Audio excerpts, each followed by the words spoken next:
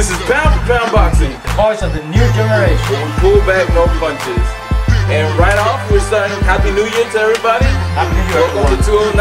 We're having a great start to boxing this year. We've had some good fights, and we're going to talk about the results of these good fights that we've had in the beginning. We're going to go off the rest of January, the big fights that are coming up, and a little bit of news. Starting off, we're going to go with Yuricky Gamboa versus Roger Gonzalez. Yuricky Gamboa with a TKO in the 10th round. Guru. He looks okay. He got docked in the second round. He has a lot of speed. He don't have as much power as people think he has. I don't think he's a one-punch knockout artist. I think it is so much that he's so fast with his punches that you don't see them coming and they knock you out. Yeah, you know who reminds me? He reminds me Juan Diaz. Juan Diaz. Yeah, he throws a lot of punches that down the road is gonna hurt him, because it's gonna be a time where he cannot throw so many punches in a fight, and of course he's gonna be knocked out by somebody else. But that's what he reminds me. I mean, he got a lot of speed. His power is okay, but he's not a one-punch KO artist. Okay, I can agree with most of that, but again, it remains to be seen as when he starts fighting better opposition, and we'll see how it goes from there. The next one is going to be Laniel Solis versus Kevin Burnett. Solis with the TKO in the 8th round. What do you think of that one? I was impressed by Solis. I was impressed with him This too. is the first time I've seen him fighting, and he can punch. Yeah. Okay. He's not a big heavyweight. He's a shorter. Yeah, he's a shorter. But stocky, he can punch, but he's stocky. And he can fight. He know how to box. He know how to put the punches together. You know who I would put in this guy against too? The Mexican guy. What's his name? Arreola. Arreola. That'd be a heck of a good fight there for both of them, because both of them are up and coming heavyweights, and both of them are undefeated. So that'll be a good fight. And of course, I put my money on Solis. I'm gonna have to. I agree with you, and just because I think that the amateur experience and technique is definitely, you can see it a lot better in Solis than Arreola. But at the same time, Arreola would have a puncher's chance because he does bring power to the game. Correct. But this fight is not happening, so let's keep it moving. Exactly. We got Erislandi Lara versus Rodrigo Aguiar. TKO in the 1st round for Lara. Well, we didn't get to see much. All we can say is he can punch. Definitely. But that's what I can say. I didn't get to see anything else. You know, boxing. I'm pretty sure he can box. He's known by everybody. He can punch. I just like to see some of the fights before I can make any comments. This is one of those fights like with Juan Manuel Lopez, where you want to see more than 1 or 2 rounds of action so that you can see exactly what he's made of. Exactly. But again, he's just starting off in his career, so we've got nothing but time with him in the future. Correct. Moving on to the fight that just happened last weekend, we didn't get to post a prediction. I'll tell you who I thought was gonna win was Luis Collazo. I think I made a prediction on that one, and I went for Collazo. I don't think we did, but Andre Berto versus Luis Collazo. I had predicted Luis Collazo. Andre Berto gets the 12th round decision, majority decision. Yep. Guru, what do you think of that one? Well, that was a ripoff. First of all, that fight was in Alabama, right? I don't remember where it was at. Mississippi, Alabama, somewhere in the southern Louisiana. state. Louisiana. Well, the commissioner of boxing in Louisiana, you need to check into this judge, okay? Obviously, he don't know much about boxing, okay? His name was Clancy. That was his name. Was it Bill Clancy? Something like that. Mr. Clancy. Scored at 116-111. 116-111. What fight was this guy looking into? The only way it could be 116-111 is if he had scored that Collazo against Berto. You know, giving the fight to Collazo. That would be a more taken, decision. But gee, man, I can't believe it. I think that was a rob. He robbed this fight from Collazo. The other 2 guys, they did the same thing too, but they played it real good. They played it real close, just to make just not to create too much of a uproar. Yeah, but it was a ripoff. I mean, Collazo, you're the champ, okay? Berto, you're good. I mean, I'm not gonna take anything away from you. You got the heart. You went all the way through. You shake it up on the second round. The first round where you got knocked out or knocked down, and you did pretty good. But I knew as the fight goes on with the new fighters and different level of fighters, opposition, it's going to be a little bit harder for you, okay?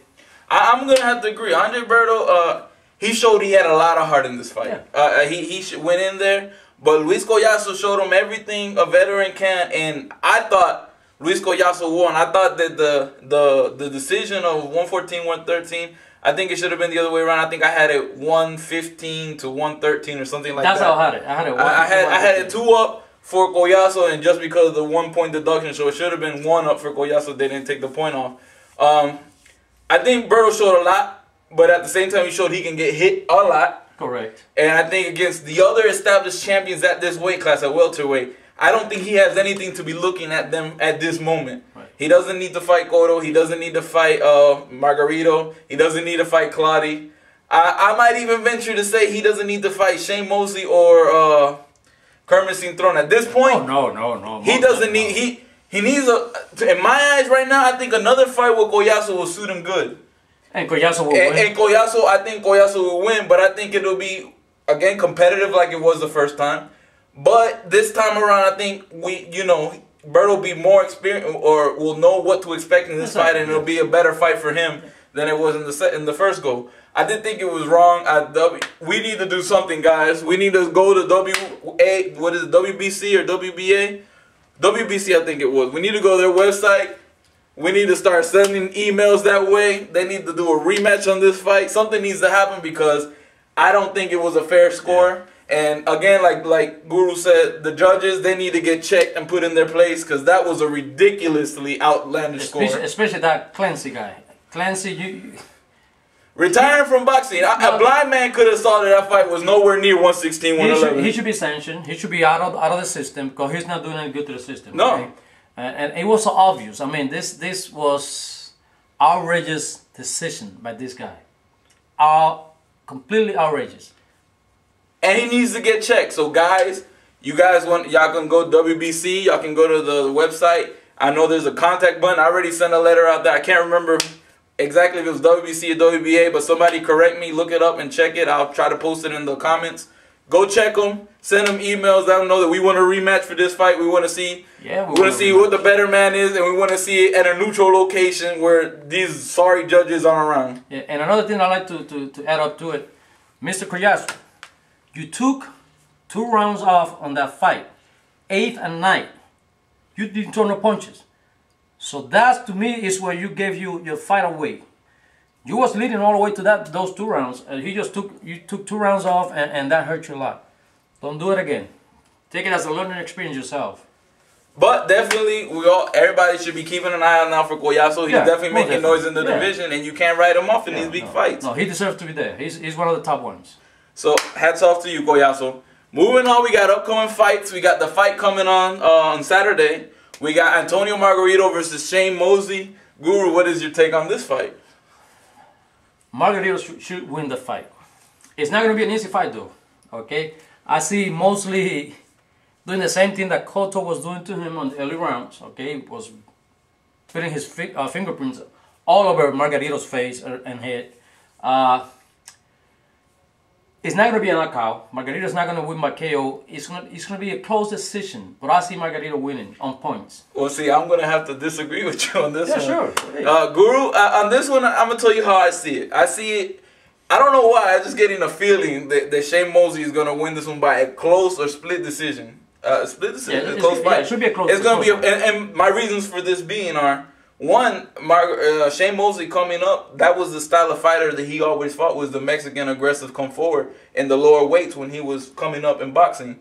Another reason, he's always coming in great physical condition. Not to say that Margarito doesn't, but he has.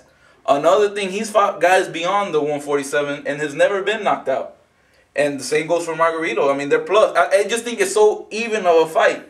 And on top of that, I don't think that Shane is going to come into this fight slugging for one-punch knockout. He already saw what happened to Cotto, so that's not going to be his game plan. I think he's going to come in.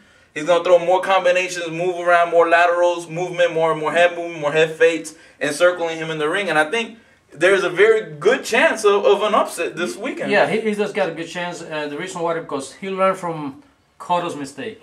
I'm pretty sure. So like I said, he's going to be boxing. He's going to be throwing punches left and right. He's going to be moving around and try to keep Margarito out of the inside. Out of the inside. But I just see Margarito as usual, coming strong towards the end of the round. Yeah, and that's going to be the difference. It's going to be a close fight. It's not going to be a KO fight. It's going to be a decision, close decision.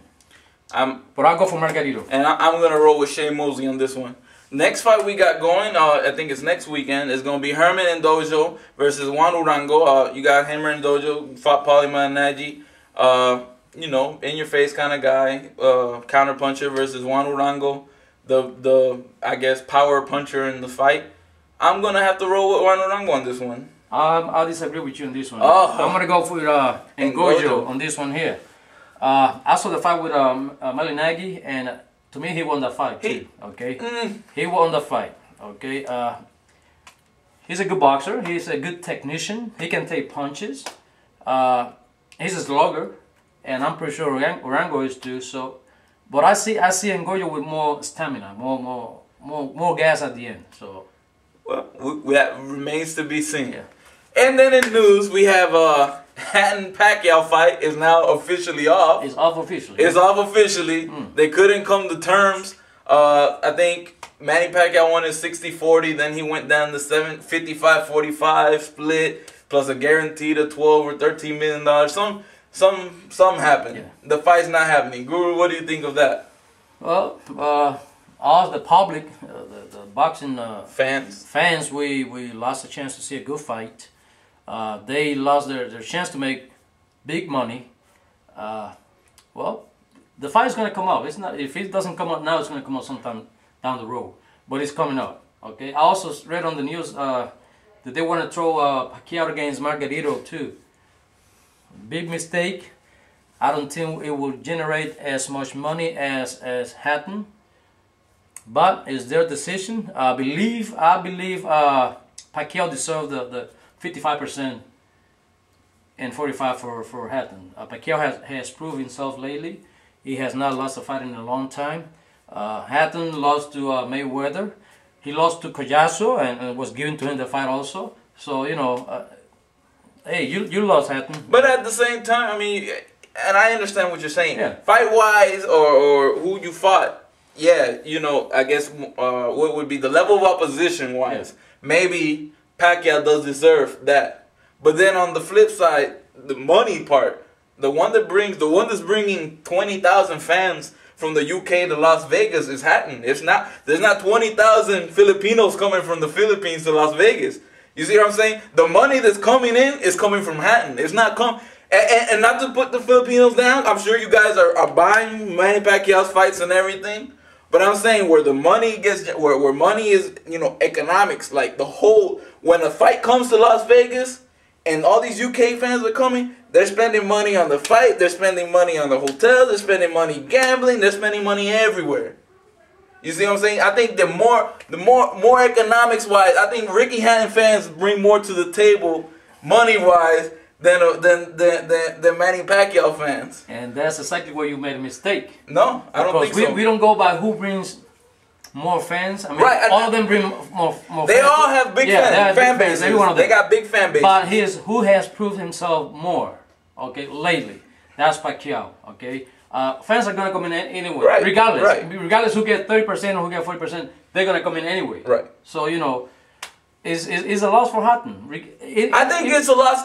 Any which way you look into it, it's Hatton loss. I think it's a loss for both of them, to be truthful. Oh, of course, but it's more to Hatton I think it's to to both of them because, to be truthful, neither one of them can find a bigger fight than that right now. Exactly. So, either of them, if they don't fight each other, they're both going to be fighting for $3-4 million, and that's it. So let's put it this way: these two guys have been taking so many punches on their head that they don't know what to do. Guys, you need to fight, make the money. Now that you can, don't wait too long. And that should be the end of it. You're right. Moving on. We got Edison Miranda calling out Jermaine Taylor. What do you think of that one, Guru? That'd be a good fight. You think so? I think that'll be a great fight. I see Taylor winning, though. You see Taylor winning? I see Taylor winning because Miranda is a one-punch boxer. I mean, if he can touch you with that right hand or the left hand, he'll knock you out. Right. Okay? But I like Taylor in this fight because he's a boxer. Okay, he's smart. He can jab. He can move around. He's not going to be a steady fighter coming towards Miranda. So those are the ones that Miranda like to knock out. But the ones that run away from him, if he can catch him, he can knock them out. Simple as that. I'm gonna have to agree with you, but I think his chances against Jermaine Taylor were better than Lacey's chances versus Jermaine Taylor. Yeah, you're right. You're right about that. Yeah. So I think it could be a competitive fight. It should be a competitive fight. Ultimately, I think Jermaine Taylor should win. Correct. But if he gets rocked like Kelly Pavlik knocked him out, then he'll be gone too. He'll be gone too. He'll be gone too. Okay, moving along, we got Vitaly Klitschko signed to fight Juan Carlos Gomez March 21st. Oh, that's an easy one. Why are you looking at me like that? Who do you think is going to win? Oh, I think Juan Carlos Gomez is going to put on a better show than a lot of people expect him to. No. I didn't say he was going to win. I said he's going to put on a better show than a lot of people are giving him credit for. My question is, who you think is going to win? My logic is going to tell you Klitschko's going to win. There's nothing else to ask. I'm just saying the fight got signed. I'm just breaking news. Yeah, what I'm saying is Klitschko should have no problem with this joker over here. Gomez is old. Okay, he was a cruiserweight. He was a champion in cruiserweight in Europe. The time that I seen him fighting, he didn't impress me at all. He's a boxer, moves a lot. He don't punch the way he think he punch. So I mean, it's Klitschko but KO, man. There's no more than 7 rounds. We'll talk more about that fight when it happens. Yeah. And then shouts out to Steph Noyes and Blood Boxing for checking up on us. Steph Noyes more for making that funny ass video about us. Thank you. It was funny, man. Thank you, Steph. I love you guys. I'm taking all the YouTube money, homie. And just to answer some questions that you wanted to know from your video, Guru is my father. Oh, thank you. He is my father. At the Knowledge is one of my best friends. He's out in his own. He's out doing his work in Washington D.C. He's keeping the country safe, and we live down here in Georgia. We're keeping Georgia safe. That's right. Correct. And I guess that's pretty much it. If you guys have any questions, please feel free to submit a question. Let us know what you're thinking. Sure. Guru? Stay in touch, guys. That's what we're here for. We're here to defend the sport of boxing from the stealers, from the robbers, from everyone out there that wants to hurt the sport. That's what we're here for. Okay, we're not inclined into one side or the other. We try to be as neutral as possible. And like I said, just like Don P says, just send us some letters, some questions, and we will be more than happy to answer the best we can. And that's it. This is Pound for Pound Boxing. New generation. Pull back, no punches.